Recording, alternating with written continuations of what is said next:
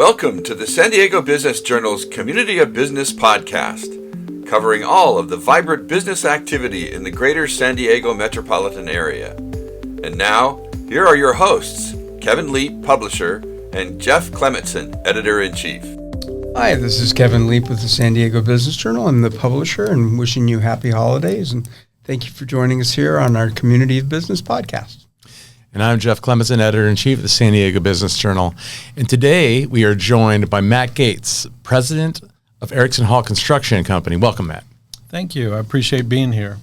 Well, we appreciate you as well. For our listeners that are not familiar with Erickson-Hall, why don't you tell us a little bit about the company? So Erickson-Hall was founded in 1998 by Dave Erickson and Mike Hall. We're a public works contractor. And over the years, we've kind of rolled into specializing in education, facility construction, K-12. We've recently branched into the community college market, helping them with their facility upgrades. We've also found a small niche in essential service buildings. So fire stations, police stations. We built the San Diego California Highway Patrol facility right up here in Kearny Mesa as a design build contractor. So going on 27 years in the industry, and in 2019, Dave and Mike decided to sell the company to the employees, and we're in the process of finalizing the purchase, and we're anticipating being 100% employee owned by 2027. Wow, awesome. And so our most recent coverage of Erickson-Hall was about the summer sprint. Very exciting time. Why don't you explain a little bit about what the summer sprint is and what it means and why it's called the summer sprint? Well, summer sprints are very exciting. You're right. So education markets, the only really downtime where you can get some substantial work done without impacting the students is during the summer. And the last few years, the summers have gotten shorter. So you're running harder and harder and harder to get the work done before the kids come back. And so we've always kind of specialized in teeing up the work, getting the subcontractors and the equipment and the material there early, ready to go. So on the first day of the summer, we can start the work and really knock it out before the staff and the students come back, and have it all cleaned up, ready for them to go on the first day of school. Other than shorter summers, is there any other challenges in this line of work, or just in general? Every other school district is doing this. So getting your subcontractors and your equipment there that may have already been promised to another district, you're trying to coordinate that across Southern California, because they all have the same idea to get as much work done as they can. So we do a lot of early planning as early as January and February for this next year's summer sprints. And we'll coordinate with our subcontractors as to what contracts they've entered in with other district or other general contractors to make sure we've got the manpower and the coordination to hit the dates we need. And as I understand it, Erickson-Hall's hiring right now, and is that a reason because there's a lot of demand? We have a lot of demand. Our limiting factor right now is staff. We are looking at every week at new work, and the first question we ask is, who's going to do it? And if it's a blank spot on the sheet, we have to pass. So we are always looking hard to increase our staff, make sure that we're getting the right people in the right seats. We have a very strong internship program. The last 3 years, we've averaged about 18 interns during the summer. We have a conversion rate of about 30%, converting them into full-time employees. So it has been a successful program for us, and something that every year we try and tweak something a little bit to get it a little better. These last 2 years, we've had intern projects to where they'll present to the executive leadership team as to what they've learned and goods and bads for on both sides for the program to help us genuinely improve on our process.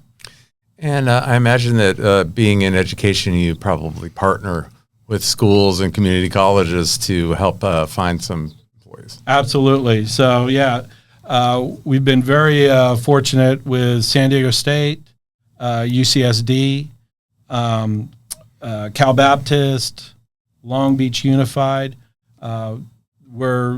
Every year we're getting great applicants from them. Again, like I said, we're getting really good conversion rates, and it's basically 3 months working with us. And when they come on board full time, they've already know our systems, our processes, and our culture. And what's the training like that for jobs like this? I mean, usually there would be trades training and unions or some apprenticeship type models. What's the model you guys use, and how do you assure someone when they're coming in, like, hey, we're going to teach you the right way and get them the education they need to be successful in the trades? Well, we start them off as a new employee. So they'll go through our onboarding process, which is 3 days in the office. They'll go through our safety program. And before they've come on board, we've already kind of identified which job, which region they're going to go to, which project, and have brought the project team up to speed as to what we're looking for them to press on the individuals. One may be project closeout, how you're closing the job, handing over all your operations manuals, any extra materials, punch lists, warranty items, taking care of that end. Others might be just starting up, breaking ground, writing contracts, getting the submittals going, the procurement. And we'll rotate people around so they get a chance to see all of that.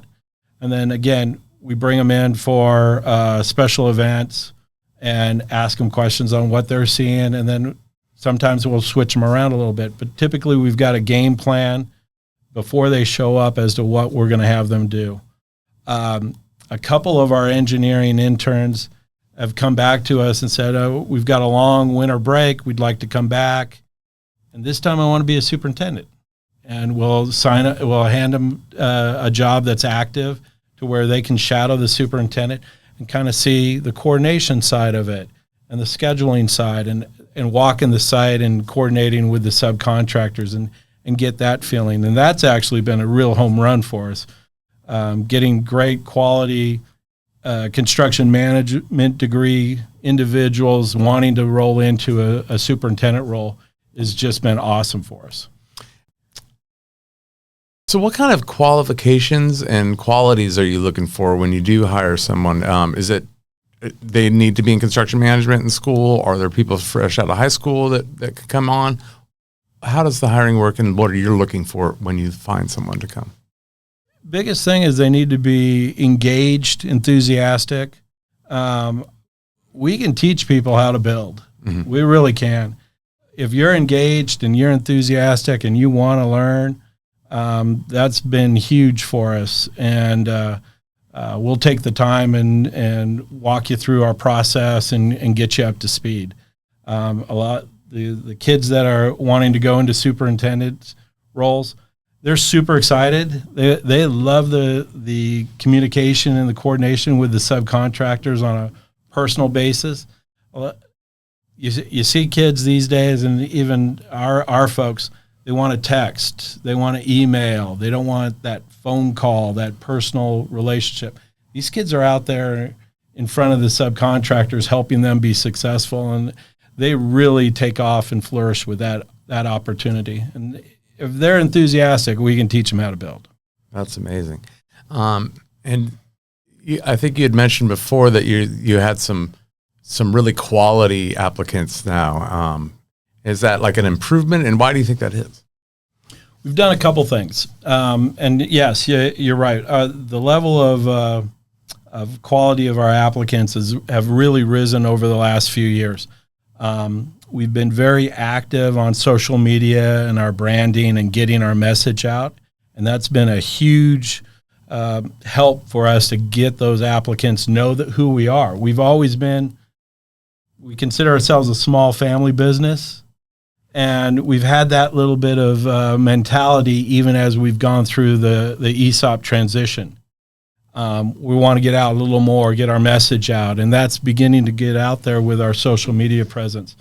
And then we're seeing some contractors see some slowdowns in their work programs. So we're taking advantage. If there's some good people out there that have experience, we're definitely going to be talking with them and seeing what we can do and see if they'll fit. How many people do you have on staff, Matt? We've got 227 people on staff right now. That's not necessarily small. We're just a small. We're just respectable. We're a small family business. Gotcha. Just trying to find our way around in the world.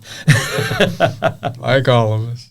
But no, we've been fortunate, and we're always looking. Like I said, our limiting factor right now in our growth is our people. And then speaking of growth, what is the most on the horizon for you guys in the coming year and a half, 2? We've been really fortunate here.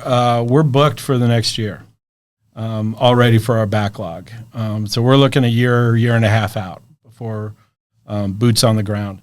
We're looking at real strong next year, and the following year we're probably 50% booked. We've always grown organically. 80% of our business is repeat business from clients we've already have already worked with. So we're continuing to see that. A lot of our districts were successful through the last bond campaign with getting general obligation bonds passed. So we're continuing to see that market. And again, if we've got the people, we want to do the work, especially for our repeat clients. And is it all schools? You had mentioned that there's some new lines of business in like fire stations and other kinds of emergency services. Why don't you tell me about how that came about, and why do you think that's a growing area for you? So early on, when we started the business, we had a small Navy multi-award contract that was design build, and that kind of got us into the design build market for smaller work. Municipalities ended up being able to utilize that delivery method for essential service. Even parks, any type of municipality could use that delivery method. Kind of morphed us into fire stations because of our experience.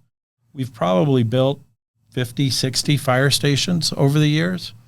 And during COVID year, in the fall, during the election cycle, a vast majority of the cities and counties were able to pass a sales tax increase for safety. Right. Vast majority of them. I mean, 85% of those that were on the ballot passed. And we're beginning to see that money. They've collected the money to where they can have substantial projects, and you're beginning to see them start releasing those. City of Chula Vista has a couple fire stations going right now that we're the design build entity on. Vista, we're finishing up one. There's quite a few of them coming, and we're seeing them also all the way up into the LA market, Orange County market. So you do out of San Diego as well? We basically work from Beverly Hills, Apple Valley, south to the border. That's our footprint right now. Wow. And so with all these fire stations and schools, what's next? Community colleges. I was going to ask you about that. Are you doing any work with the San Diego Community College district? Not yet, and Okay. I'll say yet. I know there's some bank. There's quite a bit of work. They released their first tranche of projects. We're currently under contract with the Imperial Valley Community College with about $80 million worth of work. Nice. We're about halfway through the first project with them. And we've got a follow-on project that'll finish out the work program. But and we've done some work for Palomar also, and out in College of the Desert. So we've got the resume. Now we're just, again, building our program and our resume to where we can really show up strong and knock it out of the park. We don't want their biggest project. We just want to get in there and show them what we can do. And that typically takes care of itself. Completely. And so, again, the quality of candidates, I'm wondering if some of that has to do with the fact that they get to build things that are permanent and community-minded, things like schools, things that are remembered where they could pass by and say, I helped build that school. We push hard on, our purpose is to build great projects that really impact the community. Schools, fire stations. Where do you go when you're in trouble or there's a natural disaster? That's your rally point, and that's what we build is the community rally points. Okay, everyone go to the school and camp out there until it's an all clear, and that's what we do. And we push that hard, and we're active in our community because of our beliefs and our values. And what are you active in the community besides just building the schools and fire stations for everybody? We do annual blood drives, both in January and in July. We've raised, I think we've collected over 1,200 pints of blood over the years. We're currently doing a toy drive up in Riverside. We did a STEP food drive for STEP for Thanksgiving, and we're supporting a women's shelter out in Imperial Valley this year for Christmas also. Very nice. And was there anything else you wanted to add? No, I think everything's, again, we've been really fortunate. We've got great people. They do great projects. We empower them to make decisions and help our client reach their goals. And that seems to be taking care of itself. Well, and I would be remiss if I did not add a little color to this conversation and share with you all that Matt lives on Christmas Card Lane, and he's been a very busy man for the last, month or so? The last month. Getting it together, right? Yeah, putting up the lights and making sure they actually all work and they all twinkle when they're supposed to. My hat's off to electricians and how they manage to get that to work. So, yes. Well, if any of you go to Christmas Card Lane, give a wave to Matt. And thank you for being with us today. We appreciate you very much. And thank you for following our community business podcasts. If you would like to receive the San Diego Business Journal, just visit our website, sdbj.com. We have a holiday special circulation right now, $49 for a year, which gives you a copy of our San Diego 500 Most Influential, our book of lists, and our weekly publication, full internet access, full web digital access as well. So happy holidays, Matt. It was wonderful to meet you. Thank you for being with us.